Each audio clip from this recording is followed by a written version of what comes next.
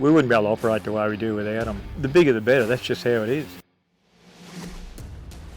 Yeah, Chris Dowling, our base farm's at Yarrawonga, and we farm from Yarrawonga up to Canola at Yarrawonga, and farm with my two sons, Tom and Sam, and various workers on different properties. Louisville Farm Show, can't tell you the year exactly, but I'd be guessing it'd be 10 or 12 years ago. Yeah, we come across Randy and Sean McMahon. This big Balzer just sitting there in the middle of the show, and it just stole the show. And yeah, when I saw it, I knew I needed one, but I couldn't justify one for a year or two. But like all farmers do, we made it happen and brought one out here on a flat pack, I think. And yeah, we've still got that bin. Hasn't even worn the augers out. I don't know if that means we don't grow enough grain or whether the bin augers is made well, but it's been a great old bin, and we've bought quite a few since, and we're good at buying them, not very good at selling them. We just seem to like them.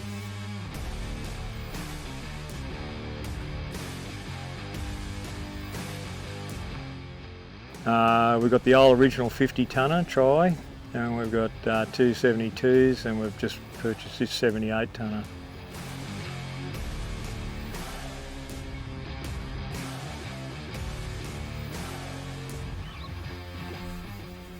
Well, we've tried a lot of older bins, bogies, and you know, you thought a 30-tonne bin was good, and it was, but you know, you couldn't keep up. You couldn't drag product any distance. You know, you're always guessing your load, weights, you know. But when the first Balzer come along, we just couldn't believe the difference, especially when we had some wet halves. I think 2010 was one of the wettest halves we've ever had, and it was just, you know, even though it wasn't a floater or it only had 30.5s, that really saved the day. And we were carting grain, you know, 2 or 3 kilometres.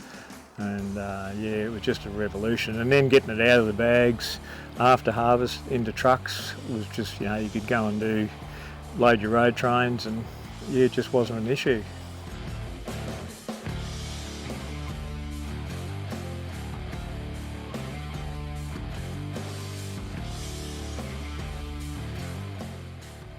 Yeah, flotation. Well, I think we were growing corn at the time too, and we had a pretty wet corn harvest. And I think that was probably one of the first times we used one, and yeah, it blew us away where you could go.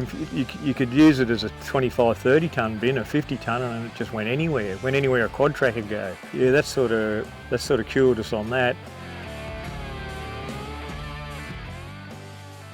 Yeah, you would normally say up north in a 3-tonne crop, you can run, even a 4-tonne crop, you can run 3, you know, 9250s, 60-foot fronts, and one 72 tonner will keep up with that if the trucks are close enough.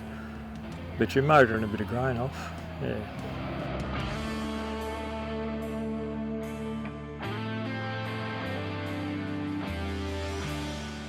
It's all about efficiency, safety, and getting your truck loaded right. You can have a road train pull in with a 72 tonne bin, and you know, 6 minutes later or less, he can be leaving the paddock with his 54 tonne in the right place, no rejections for overweight at the other end, and we just record it as we go. And like even when we cut our own complexes, we don't even use weigh bridges. We just rely on the Balzer. Streamlines the whole process, takes a few people out of the equation, and works really well.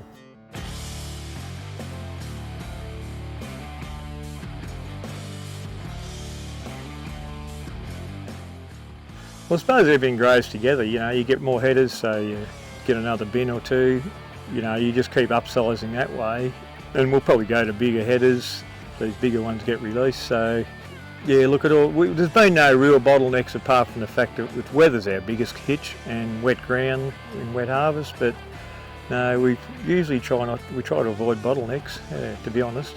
Yeah.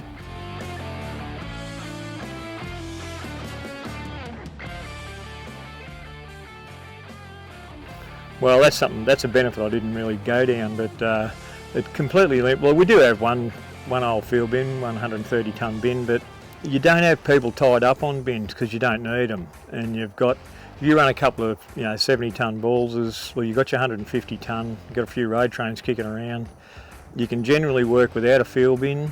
And then when you go to another paddock and you've got to shift 4Ks or 10Ks or 42Ks, you can just everybody just packs up and drives on. It's just so easy, and you're not running people back to a field bin to unload it and get it down enough so you can shift it, and like that's just a real time saver. And you pull into the next paddock and you just start harvest. There's no messing around.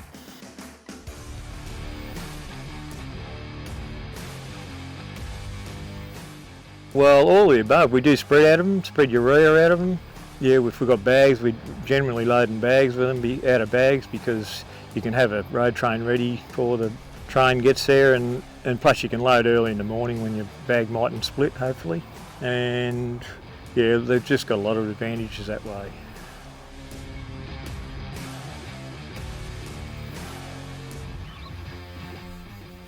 No, it doesn't for us, because look, everything's getting bigger. Headers are bigger, trucks are bigger, you go V-triples, fronts are bigger, you go on 60 foot. I mean, it's just the natural progression. Tractors are bigger, they're 600 horsepower, 700. The bigger the better, that's just how it is. You can't, I know they might be a bit bulky to shift, but it's not half as bad as an air seeder or anything like that. Like they're actually pretty compact for what they do, I believe.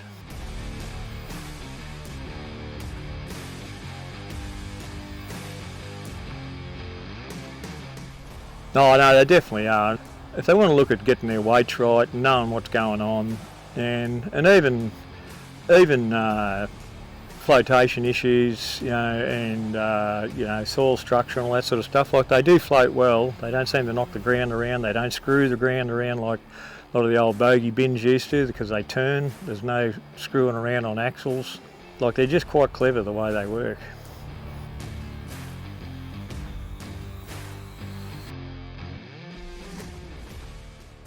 Newer ones they're just easy, like they're made for anyone. And you've got a joystick that's simple and a couple of sets of hydraulics. You don't have to worry about the steering axles. They make their own arrangements. Yeah, they're pretty bulletproof. I mean, it's like anything. You can make mistakes and destroy things, but they're pretty bloody bulletproof. And the good thing about them is there's not much in there that's not that hard to fix. It's all pretty simple stuff in there. It's got standard sort of bearings pretty much, and they're just a pretty basic thing, but they're a basic thing that works.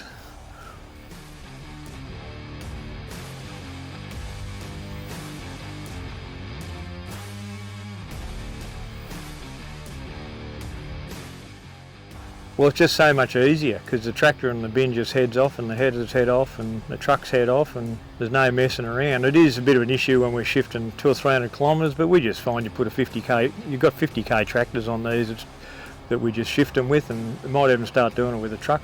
But no, we don't find shifting that hard. And it's only a once, it's not really, it's not a lot different to shifting a header, and we do have a float that'll shift them, but we generally don't even bother with that, to be honest.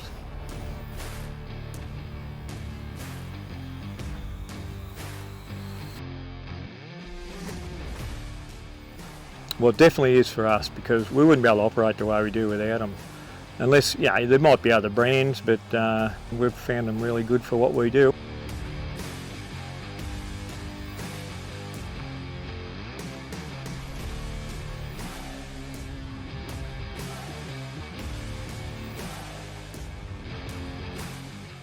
It's good that we do have someone that's importing them now, because we did it ourselves for a long time, and we probably didn't keep enough parts, because like anything, you do need backup and you need spares, and got to take my hat off to the boys. They've stocked a fair bit of stuff that's not cheap. That makes a huge difference to how you can operate. I mean, we know that if we do a gearbox on the front, or from stupidity or whatever, run it out of oil or whatever, we can grab one, or they'll rob one off something else, or they'll get you going. And look, all that's what makes it work. That's what makes it work for people that were probably a bit gun shy early. That just makes all the difference, because you've got to have parts, and you've got to have backup, and you've got to have a good pre-delivery, which I reckon you guys are really doing. It's a credit to you, because the pre-delivery and the assembly is 50% of the battle.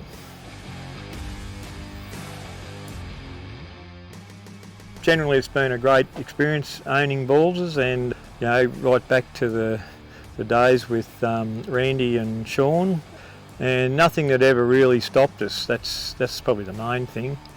I think it'll just keep going forward, especially now they've got someone that can back us up with parts and service. I think it's all systems go.